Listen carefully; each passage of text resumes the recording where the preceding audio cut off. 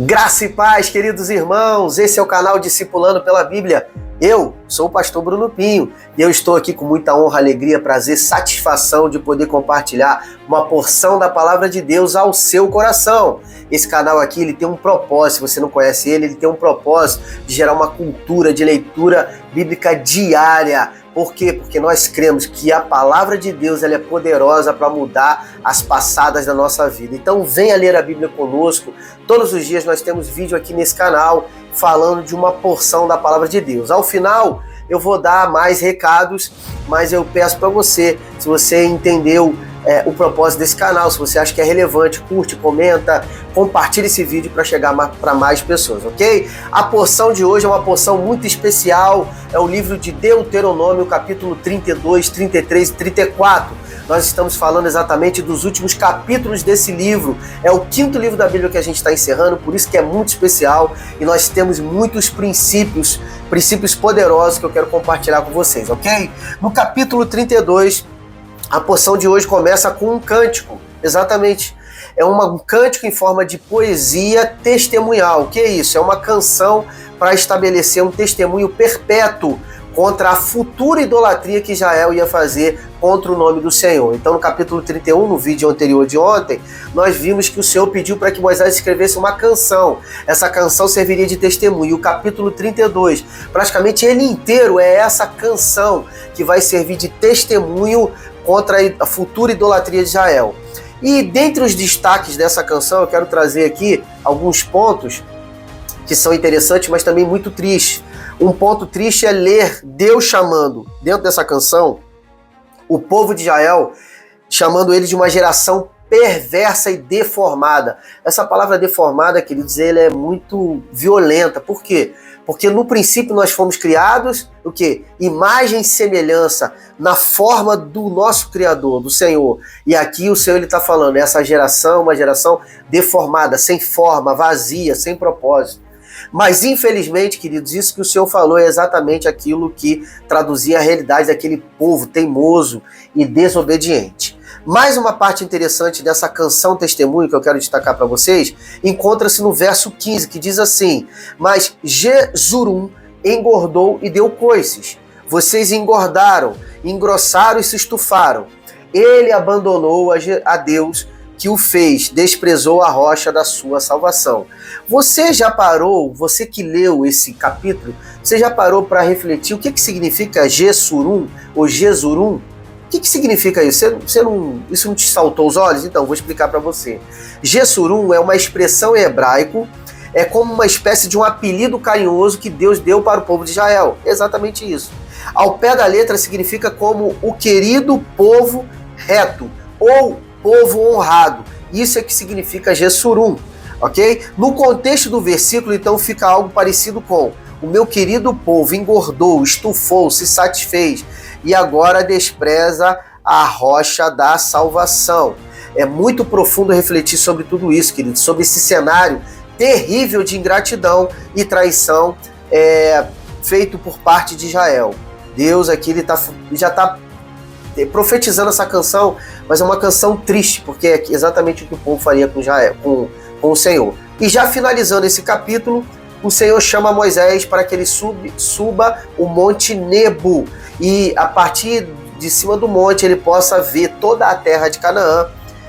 Porém o Senhor já avisa para Moisés que de lá ele não desceria mais do Monte Nebo, porque ele seria morto e Israel seguiria o seu rumo. Gostou do conteúdo? Segura aí que vai vir mais conteúdo precioso no capítulo 33.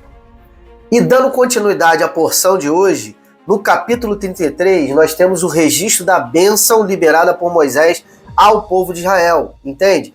Porque ele já sabia que iria morrer, ia subir o monte e ia ser recolhido, então naquele momento ele vai liberar uma série de bênçãos para o povo antes de subir ao monte. Então é um momento muito emocionante, significativo. E eu gostaria de destacar alguma das últimas palavras liberadas por Moisés ao povo, ok?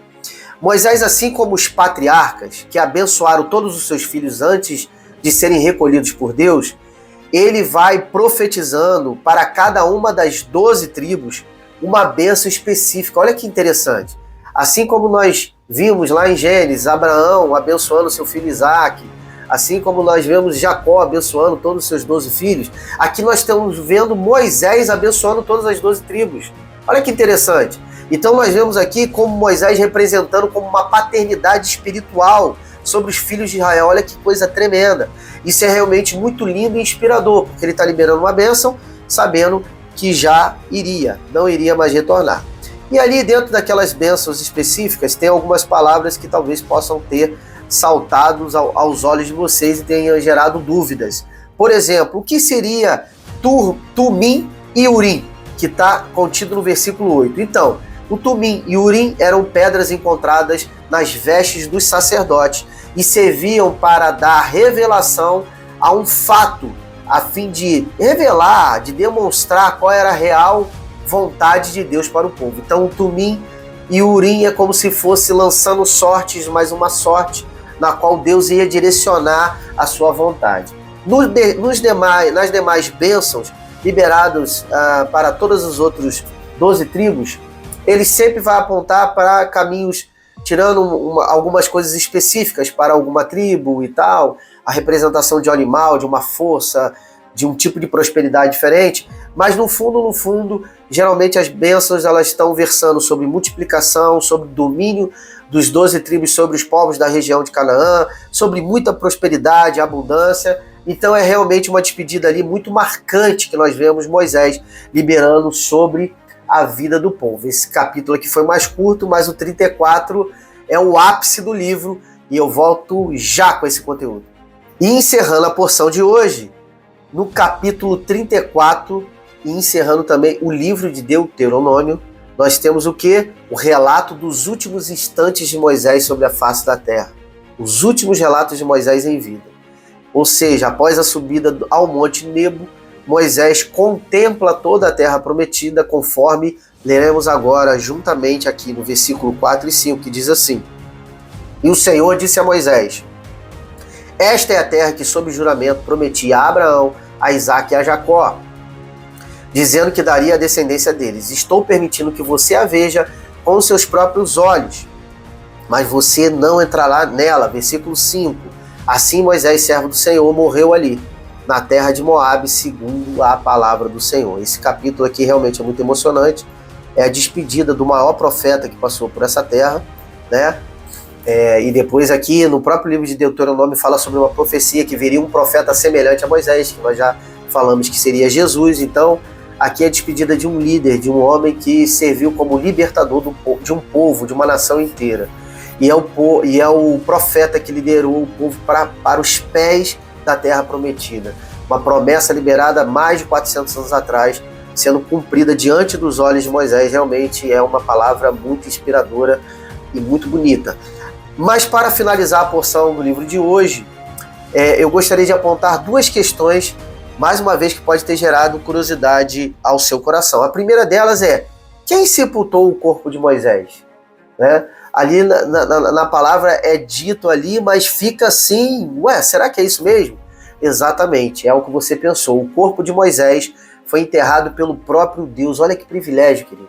Moisés era tão amigo de Deus que o próprio Deus, o próprio Senhor, fez o sepultamento do corpo de Moisés. Esse sepultamento foi num lugar desconhecido. Isso também fez com que impossibilitasse quaisquer peregrinações futuras à sepultura de Moisés, o que geraria certamente uma idolatria no meio do povo de Deus. Se você soubesse onde Moisés estaria enterrado, certamente você queria conhecer aquele túmulo, mas isso aí não tem problema. O problema é que certamente teria pessoas que iriam idolatrar os ossos, o restante ali, o que sobrou do corpo de Moisés.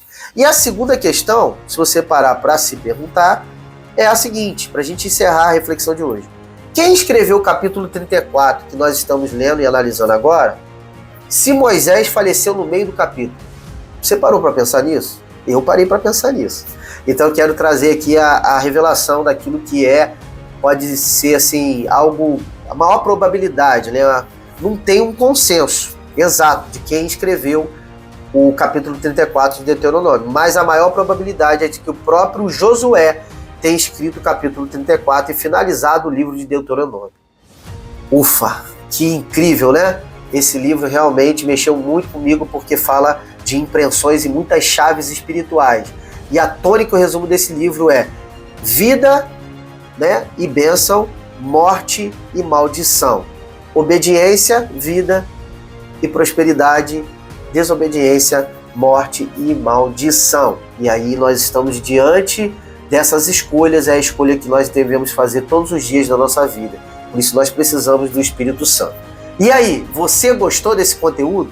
Então, se você gostou, meu amigo, por favor, humildemente eu te peço, curte, comenta, manda sua pergunta, faça a sua inscrição no canal para você receber os vídeos diariamente da Porção da Palavra de Deus. Nos ajude a divulgar esse canal para que mais pessoas possam ter contato com a Porção da Palavra de Deus, ok? E antes de dar a bênção para vocês, eu quero agradecer as orações, as doações.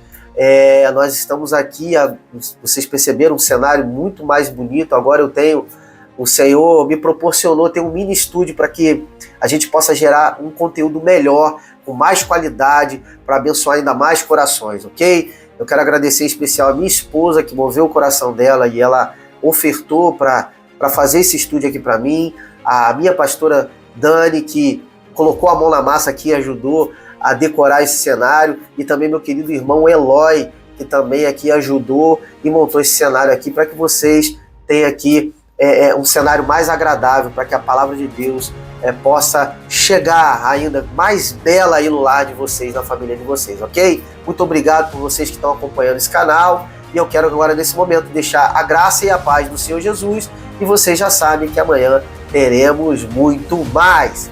Shalom!